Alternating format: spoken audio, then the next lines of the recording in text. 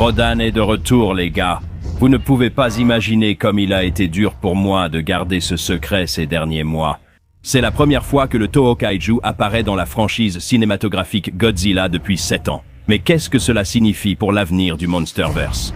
Est-ce le même Rodan que nous avons vu dans King of the Monsters, ou un second spécimen, plus ancien? Nous allons en discuter aujourd'hui en expliquant la fin de Monarch. Legacy of Monsters, saison 2. Alors que nous concluons la série, il est important de se rappeler d'où nous venons. Kate, May, Keiko et Lee se sont retrouvés coincés dans l'Axis Mundi, un royaume situé entre la surface et la terre creuse, déformé par des distorsions gravitationnelles. Ce qui fait que la notion même de temps est déformée, ce qui signifie que le temps passe plus vite lorsque vous êtes à l'intérieur de ce monde, entre les mondes. Ils ont invoqué Godzilla, ce qui a activé un portail pour s'échapper, mais en faisant cela, Lee est resté derrière. Maintenant sur l'île du crâne, Kate a utilisé la technologie Apex pour activer le vortex maléfique, ce qui a donné à Lee la chance de s'échapper. Il rentre dans sa capsule et est renvoyé en 2017, soit 2 ans après leur entrée dans le royaume. Mais ce faisant, il a réveillé un autre titan, le dieu de la mer, Kokai Velu, également connu sous le nom de Titan X par Monarch. Avant de continuer, assurez-vous de vous abonner. Je m'adresse surtout aux 65% d'entre vous qui ne le sont pas. Bien sûr, vous n'êtes pas obligés, mais si vous aimez tout ce qui concerne Godzilla, je ne vois pas pourquoi vous ne le feriez pas. La série suit ensuite les déplacements de Titan X, essayant de comprendre où elle va et comment la renvoyer chez elle. Ce qui nous amène au nord-est de l'Australie, où Kokai a touché terre, tout ça pour pondre un œuf. Cependant, Godzilla sent une perturbation dans la force et part enquêter. Ils s'engagent alors dans une bataille féroce, Godzilla essayant de la renvoyer chez elle, tandis que Titan X défend son œuf. Pendant la cohue, une filiale d'Apex, dirigée par la fille de Walter Simmons, Isabelle, vole l'œuf et le transporte par hélicoptère vers l'île du crâne, dans le but d'attirer Titan X vers Kong. Godzilla la laisse partir, car elle est maintenant arrivée à l'endroit d'où elle est apparue pour la première fois, et elle peut désormais commencer le processus pour rentrer chez elle. Mais après avoir attiré Titan X sur l'île du crâne, l'organisation mystérieuse a gazé le Titan et a implanté des nœuds dans son système nerveux. Tout cela faisait partie du processus pour tenter de la contrôler afin qu'elle ne recule pas devant un combat contre Kong et qu'elle soit forcée de le vaincre. Leur plan? Utiliser librement l'Axis Mundi à des fins monétaires, que ce soit pour des raisons pharmaceutiques ou peut-être même pour la guerre. Kintaro est également impliqué dans le plan et il veut utiliser la manipulation du temps de l'Axis Mundi pour ramener son père, qui est mort accidentellement des mains ou des tentacules de Titan X. Monarch arrive sur les lieux, dirigé par Tim et May, et met fin à l'opération. Cependant, il est déjà trop tard. Kong et Titan X commencent à se battre. Le combat est féroce et aucun des titans ne retient ses coups. Cependant, l'équipe Monarch a réussi à ouvrir la trappe dissimulant l'œuf du titan et, à la vue de son bébé, elle a rompu ses liens et s'est libérée du contrôle de l'organisation mystérieuse. Ses instincts maternels surpassent toute technologie que l'humanité peut lui opposer. Elle ramasse son œuf et se soumet à Kong, s'inclinant devant lui. Et Kong, étant le gars poilu et compréhensif qu'il est, comprend immédiatement la situation et la laisse partir librement.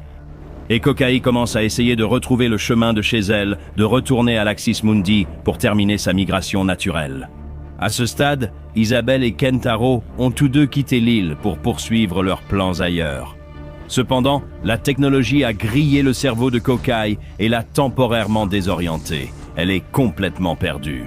Alors Lisho, Keiko, May et Kate montent à bord d'un Chinook dans le but de la remettre sur la bonne voie. Kate, tout au long de la série, a découvert qu'elle a un lien unique avec Titan X et qu'ils peuvent en fait partager leur empathie et peut-être même leurs pensées. Ils utilisent simultanément les cris de Titan X pour lui faire signe et ensuite elle commence à les suivre. Vers un lac que Bill Randa a découvert comme étant une sorte de grand centre névralgique pour les vortex de la Terre creuse. Kokai Velu et Kate partagent tous les deux un moment tendre, un moment de compréhension et d'émotion partagée. Presque comme une salutation, un remerciement et un adieu réunis en un seul geste. Avant que Titan X, avec son œuf, ne rentre chez elle. À travers la lumière de la faille qui déforme l'espace et le temps, Lee aperçoit une réfraction de lui-même provenant de son séjour dans l'Axis Mundi. Une version plus jeune qui a la chance de dire au revoir à Keiko, ce qui symbolise la fin de son ancienne vie et le début d'une nouvelle. C'est une manière incroyablement belle de clore ce chapitre de la série. Toute cette scène a été réalisée de façon magistrale. Bravo à ceux qui l'ont créée. La connexion de Kate avec Titan X et leur contact rappellent des scènes du Monsterverse, mais c'est toujours une belle façon de montrer qu'on doit préserver et comprendre la nature plutôt que la conquérir. Nous revenons au QG de Monarch 6 semaines plus tard, où Tim, Kate, May et Keiko ont désormais leur propre nouveau département au sein de Monarch. Une équipe plus flexible et moins restreinte pour rechercher plus efficacement les monstres et découvrir la vérité sur le monde caché des Titans. Et plus important encore, découvrir où Kentaro et Isabelle sont partis et les empêcher de perturber le tissu même du temps. Cela nous amène maintenant à la partie probablement la plus marquante de l'épisode pour la plupart d'entre vous. Lee Shaw s'est éclipsé, essayant de découvrir la localisation d'un titan mortel, une créature que les habitants vénèrent presque comme une entité démoniaque. Kentaro et Isabelle sont tous les deux passés par ici, ce qui signifie qu'ils ont probablement besoin de quelque chose de ce titan. Ils parlent de l'endroit, probablement quelque part en Thaïlande, et ils l'emmènent au cœur de la jungle avant de dire qu'ils ne peuvent pas aller plus loin. Et il montre à Lee les cicatrices de brûlure qu'il a clairement reçues lors d'une rencontre avec ce titan terrifiant. Lee continue seul, puis il grimpe jusqu'à un point de vue, avant de le voir. Le démon du feu, Rodan, perché au sommet d'un volcan actif, est réveillé et clairement prêt à semer le chaos. Maintenant, étant donné que cela pourrait être la Thaïlande, le volcan pourrait être le Doi Pha Kokse, la deuxième plus haute montagne de Thaïlande. C'est aussi un volcan. Il est actuellement considéré comme éteint car il n'a pas connu d'éruption depuis 10 000 ans. Cependant, j'imagine qu'une perturbation causée par un titan de feu massif pourrait changer cela. Mais que fait Rodan ici? N'est-il pas censé hiberner dans le volcan El Nido del Domino sur Isla de Mara? Il a été découvert en 1991 et un poste de recherche Monarch a rapidement été installé pour surveiller son activité. Donc, il n'y a aucune chance que ce soit le même spécimen. Du moins, c'est ce que nous pensons. Fait intéressant, Michael Doherty a dit que les parents de Rodan nichèrent sur Isla de Mara, ce qui signifie qu'il existe d'autres membres de l'espèce de Rodan et qu'ils sont quelque part dans le monde. Ce démon de feu pourrait-il être la mère ou le père de Rodan? C'est certainement une possibilité. Il est aussi possible qu'il s'agisse d'un partenaire qui cherche activement son compagnon, qui se repose encore sur Isla de Mara, ce qui rendrait hommage au film original où il y avait deux Rodans qui voulaient simplement s'accoupler. Les concepteurs ont précisé vouloir un design identique, ce que certains ont mal compris en croyant qu'il s'agissait du même spécimen. Nous n'avons tout simplement pas encore les faits. Toutefois, certaines théories suggèrent que Monarch utiliserait la manipulation temporelle de l'Axis Mundi pour envoyer Rodan dans le passé, où ils l'enferment ensuite dans un volcan, ce qui, techniquement, ne violerait pas la loi, mais ça fait quand même beaucoup. Cela fait-il référence à la série préquelle sur la guerre froide consacrée à Lee Shaw ou à la saison 3 de Monarch? Après tout, la façon dont Lee regarde le titan et dit « Je te reverrai bientôt » suggère qu'il l'a déjà rencontré. Si vous ne le saviez pas, Apple a annoncé que nous aurons une série préquelle de Monarch, centrée sur le jeune Lee Shaw en 1984, alors qu'il cherche à empêcher les Russes de libérer un titan mortel qui serait utilisé comme une arme catastrophique, capable de mettre fin au monde, le tout pendant la guerre froide. Il tourne la série en août et il est probable qu'elle sorte fin 2027 ou début 2028. Fait intéressant, le film original Rodan était une métaphore de l'URSS et de la menace de l'expansion communiste. Rodan lui-même étant l'incarnation physique du péril rouge. Donc, il serait tout à fait logique que ce Rodan apparaisse dans la série préquelle pour mettre en avant cet aspect du contexte de la guerre froide. En fait, avec tout cet aspect lié au feu, c'est une menace rouge encore plus grande qu'avant. Ou peut-être une menace orange, je ne sais pas. Cependant, le fait que cette fin se déroule à l'époque moderne implique au moins que Rodan sera également impliqué dans la saison 3. Même si Rodan pourrait apparaître dans le préquel, cette scène fait surtout allusion à la saison 3 de Monarch.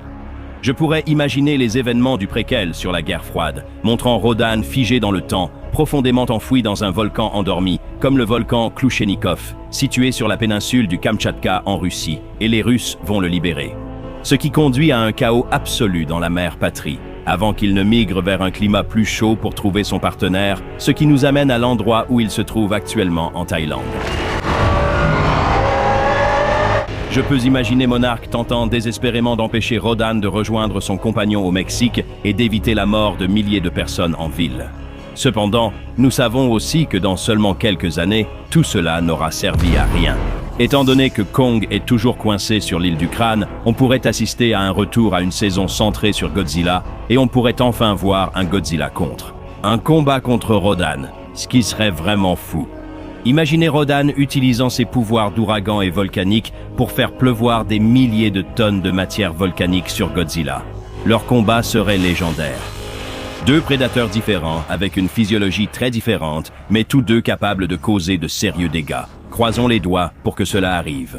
Nous pourrions même voir Largo, la base de recherche aérienne, agir essentiellement comme une ville volante, avec sa propre force aérienne interne. Puisque Rodan est en vol, il est logique que nous voyions Monarch utiliser une nouvelle technologie pour le suivre.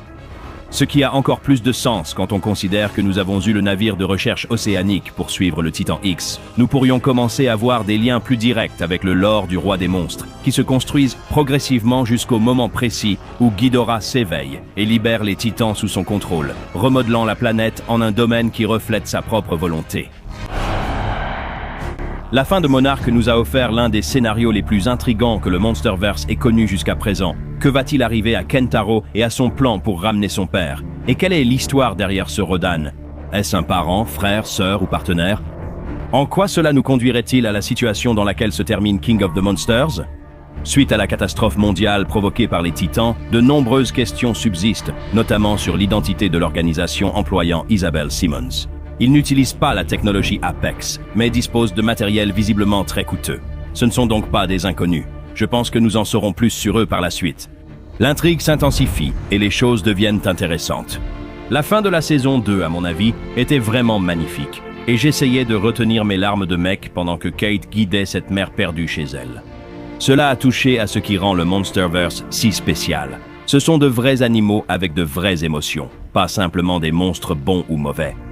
Cela souligne à quel point cet univers peut être merveilleux s'il est exploré correctement, et j'espère que la personne qui était responsable des derniers épisodes de Monarch continuera dans cette voie. Parce que c'est exactement ce que Monarch devrait être. Mais quelle a été votre partie préférée de la finale? Était-ce la bataille finale épique entre Kong et Titan X? Ou bien la révélation de Rodan qui arrive dans la saison 3? Dites-le nous dans les commentaires ci-dessous. N'oubliez pas de vous abonner et d'activer la cloche de notification pour devenir un habitant de Dungeonville dès aujourd'hui. Et mettez-nous un gros pouce bleu Tai Kong, ça aide l'algorithme et tout ça. C'était Alistair et on se retrouve dans la prochaine vidéo, chers habitants.